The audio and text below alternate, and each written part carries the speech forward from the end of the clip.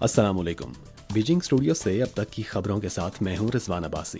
سب سے پہلے اہم خبروں کا خلاصہ۔ صدر شی جن پنگ کا صوبہ ہنان کا دورہ۔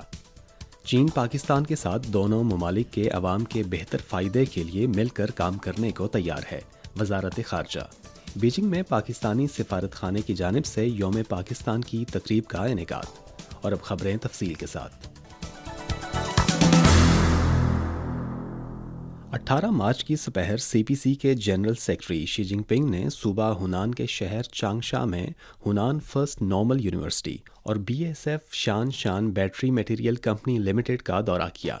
انہوں نے ہنان فرسٹ نارمل یونیورسٹی کی تاریخ اور موجودہ صورتحال کے بارے میں معلومات حاصل کیں اور نوجوانوں کی تعلیم و تربیت پر زور دیا، نیز نئی معیاری پیداواری صلاحیت کی ترقی اور بیرونی دنیا کے لیے اعلیٰ سطحی کھلے پن کے بارے میں مقامی اقدامات کا جائزہ لیا۔ 19 مارچ کو چینی وزارت خارجہ کے ترجمان لین جین نے یومیہ پریس کانفرنس میں چین اور پاکستان کے تعلقات کے بارے میں بات کرتے ہوئے کہا کہ چین پاکستان اقتصادی راہداری بیلٹ اینڈ روڈ انیشیٹو کا ایک اہم پائلٹ منصوبہ ہے اور بندرگاہوں، نقل و حمل کے بنیادی ڈھانچے اور توانائی کی صنعت کے شعبوں میں تعاون نے متعدد ابتدائی کامیابیاں حاصل کی ہیں۔ گزشتہ سال فریقین نے سی پیک کے آغاز کی 10ویں سالگرہ بھرپور طریقے سے منائی اور دونوں ممالک کے رہنما اعلیٰ معیار کی سی پیک تعمیر پر ایک نئے اور اہم اتفاق رائے پر پہنچے۔ ترجمان نے کہا کہ چین پاکستان کے ساتھ مل کر ترقی کی راہداری، معاشی راہداری، جدت طرازی کی راہداری، گرین کوریڈور اور کھلی راہداری بنانے، تعاون کے شعبوں کو بہتر کرنے، ترقی کے نئے شعبہ جات اور تعاون کے نئے محرکات کو فروغ دینے اور دونوں ممالک کے عوام کو بہتر فائدہ پہنچانے کے لیے چین پاکستان اقتصادی راہداری کے اپ گریڈڈ ورژن کی مشترکہ تعمیر کرے گا۔ فلپائن کی سلامتی کے لیے امریکہ کی جانب سے کیے گئے وعدے کے تناظر میں ترجمان لین جین نے کہا کہ امریکہ بحیرہ جنوبی چین کے معاملے میں فریق نہیں ہے اور اسے چین اور فلپائن کے درمیان سمندری معاملات میں مداخلت کا کوئی حق نہیں ہے۔ امریکہ اور فلپائن کے فوجی تعاون کو بحیرہ جنوبی چین میں چین کی خود مختاری اور سمندری حقوق اور مفادات کو نقصان نہیں پہنچانا چاہیے اور نہ یہ کہ فلپائن کے غیر قانونی دعووں کی توثیق کی جائے۔ بیجنگ میں پاکستانی سفارت خانے کی جانب سے پاکستان کے 84ویں قومی دن کے موقع پر ایک استقبالیہ کا اہتمام کیا گیا، جس میں متعدد سینئر چینی حکام، سفارتکاروں، پاکستانی کمیونٹی کے ارکان، چین کی سرکاری اور نجی کمپنیوں کے نمائندوں، دانشوروں اور میڈیا کے سرکردہ افراد نے شرکت کی۔ چین کے نائب وزیر خارجہ سن وی ڈونگ نے استقبالیہ میں مہمان خصوصی کی حیثیت سے شرکت کی۔ اس موقع پر خطاب کرتے ہوئے چین میں پاکستان کے سفیر خلیل ہاشمی نے دونوں ممالک کی مضبوط شراکت داری کا ذکر کیا، جسے دونوں ملکوں کی کئی نسلوں نے پروان چڑھایا ہے۔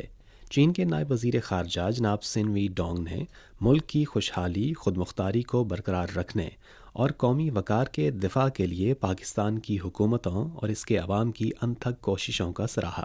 انہوں نے مشترکہ خطرات اور چیلنجز سے نمٹنے، ترقی پذیر ممالک کے جائز حقوق اور مفادات کے دفاع اور بین الاقوامی عدل و انصاف کو فروغ دینے کے لیے چین اور پاکستان کے درمیان تعاون جاری رکھنے کی اہمیت پر زور دیا۔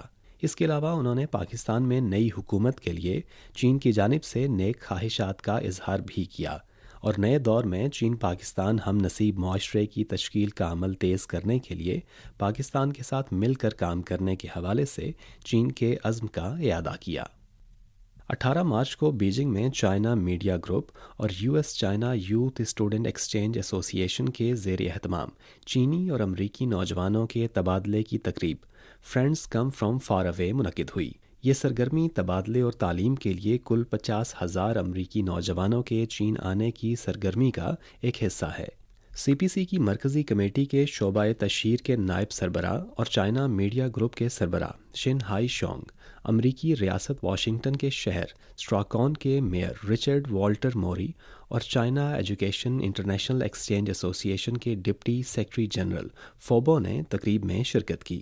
تقریب سے خطاب کرتے ہوئے شن ہائی شونگ نے کہا کہ رواں سال چین امریکہ سفارتی تعلقات کے قیام کی 45ویں سالگرہ منائی جا رہی ہے۔ اس سال فروری میں صدر شی جن پنگ اور ان کی اہلیہ پروفیسر پنگ لی یوان نے لنکن مڈل اسکول کے اساتذہ اور طلباء کو نئے سال کے تہنیتی کارڈ بھیجے تھے اور چین کا دورہ کرنے کے لیے خوش آمدید کہا تھا۔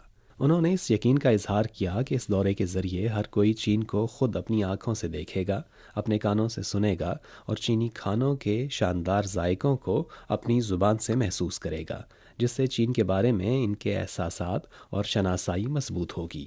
رچرڈ والٹر موری نے چائنا میڈیا گروپ اور U S China youth student exchange ایسوسی ایشن کا شکریہ ادا کرتے ہوئے کہا کہ گزشتہ سال صدر شی جن پنگ نے دورہ امریکہ کے دوران امریکن فرینڈشپ گروپس کی جانب سے مشترکہ استقبالیہ ضیافت میں شرکت کے موقع پر اپنی تقریر میں اعلان کیا تھا کہ چین اگلے 5 سال میں 50,000 امریکی نوجوانوں کو تبادلے اور تعلیم کے لیے چین آنے کی دعوت دے گا۔ انہوں نے امید ظاہر کی کہ چین آنے والے یہ 24 امریکی طلباء اپنے تقریباً 10 روزہ قیام کے دوران ذاتی طور پر چین کا مشاہدہ کریں گے، اسے سمجھیں گے اور امریکہ چین دوستی کے نوجوان سفیر بنیں گے۔ حال ہی میں بہت سی غیر ملکی کمپنیز کی جانب سے اس رائے کا اظہار کیا گیا کہ چینی مارکیٹ کا کوئی متبادل نہیں ہے اور وہ چین کی اقتصادی ترقی کی رفتار کے بارے میں بے حد پر امید ہیں۔ قومی معیشت کے آپریشن کے بارے میں چین کے جنوری سے فروری تک کے سرکاری اعداد و شمار کے مطابق چین کی طویل مدتی معاشی بہتری کا رجحان تبدیل نہیں ہوا۔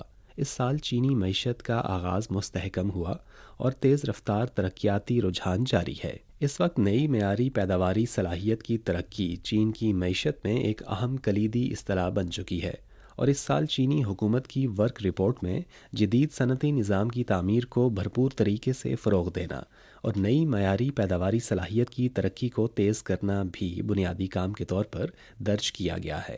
گزشتہ سال کے آخر میں ورلڈ اکنامک فورم نے لائٹ ہاؤسز کی تازہ ترین فہرست کا اعلان کیا، جو صنعتی شعبے میں اعلیٰ انٹیلیجنٹ مینوفیکچرنگ صلاحیتوں کی نمائندگی کرتے ہیں۔ 21 نئے مینوفیکچرنگ لائٹ ہاؤس اداروں میں سے 11 چین میں ہیں، جو کل تعداد کے نصف سے زیادہ ہے۔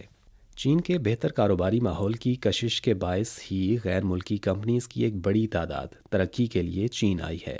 رواں سال جنوری میں چین میں غیر ملکی سرمایہ کاری والے 4,588 کاروباری ادارے قائم کیے گئے، جو سال بسال 74.4% اضافہ ہے۔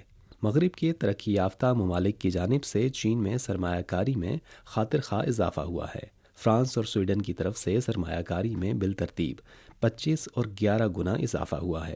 حقائق نے ثابت کیا ہے کہ زیادہ سے زیادہ عوامل چین کی معاشی بحالی کی حمایت کر رہے ہیں۔ اس وقت جب بیرونی عدم استحکام اور غیر یقینی صورتحال موجود ہے، چین کی معاشی بحالی کی بنیاد کو مستحکم کرنے کی ضرورت ہے۔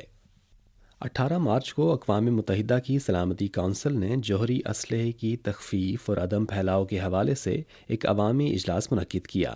چینی وفد کے نمائندے نے کہا کہ چین جوہری ہتھیاروں کی کسی بھی قسم کی دوڑ میں حصہ نہیں لے گا اور عالمی برادری پر زور دیتا ہے کہ وہ جوہری اسلحے کی تخفیف اور جوہری عدم پھیلاؤ کے عمل کو فروغ دینے کے لیے مل کر کام کرے۔ اقوام متحدہ کے سیکرٹری جنرل اینٹونیو گوتریس نے کہا کہ ایک ایسے وقت میں جب دنیا بھر میں جغرافیائی سیاسی تناؤ بڑھ رہا ہے، جوہری خطرات بھی بڑھ رہے ہیں۔ اینٹونیو گوتریس نے جوہری تجربات کے خاتمے، تخفیف اسلحہ کے وعدوں پر عمل درآمد، ایٹمی ہتھیار استعمال کرنے میں پہل نہ کرنے کے اتفاق رائے اور جوہری ہتھیاروں کی تعداد میں کمی پر زور دیا۔ اقوام متحدہ میں چین کے مستقل مندوب یانگ جون نے کہا کہ یہ بین الاقوامی برادری کی مشترکہ خواہش ہے کہ جوہری ہتھیاروں کو مکمل طور پر ممنوع قرار دیا جائے، انہیں تلف کیا جائے اور جوہری ہتھیاروں سے پاک دنیا تشکیل دی جائے۔ انہوں نے کہا کہ چین نے ہمیشہ جوہری ہتھیاروں کی مکمل ممانعت اور مکمل تخفیف کی وکالت کی ہے۔ 60 سال قبل چین نے سنجیدگی سے اعلان کیا تھا کہ چین کسی بھی وقت یا کسی بھی صورت میں جوہری ہتھیاروں کے استعمال میں پہل نہیں کرے گا۔ یہ سب سے زیادہ واضح پالیسی اور سب سے زیادہ ذمہ دارانہ رویہ ہے۔ 18 مارچ کو اقوام متحدہ کی سلامتی کونسل نے ایک بیان جاری کیا، جس میں بحیرہ احمر میں تجارتی جہازوں پر حوثیوں کے حملے کی شدید مذمت کی گئی۔ سلامتی کونسل نے قرارداد 2216 اور اس کے بعد کی قراردادوں پر مکمل عمل درآمد کی اہمیت پر زور دیا۔ کونسل کے ارکان نے یمن کی حکومت سمیت دیگر فریقوں کے ساتھ عملی تعاون پر زور دیا تاکہ حوثیوں کو مزید حملوں کے لیے درکار ہتھیاروں اور متعلقہ ساز و سامان تک رسائی حاصل کرنے سے روکا جا سکے۔ یہ تھیں اب تک کی اہم خبریں۔ رضوان عباسی کو اجازت دیجیے۔